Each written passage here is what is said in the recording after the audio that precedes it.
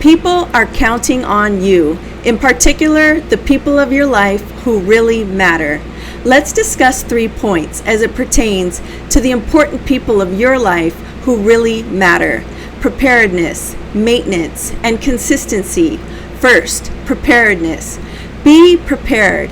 Take care of things because people are relying on you. You are important, and sometimes more than you know, to certain people who may be a part of your life.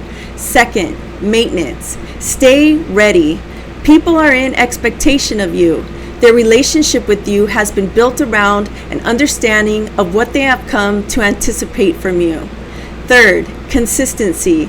There are certain qualities and traits that you have that mesh well with theirs.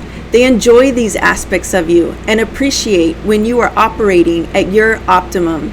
Remember, you are unique, there is no one else like you, and people who have your best interest in mind wouldn't have it any other way.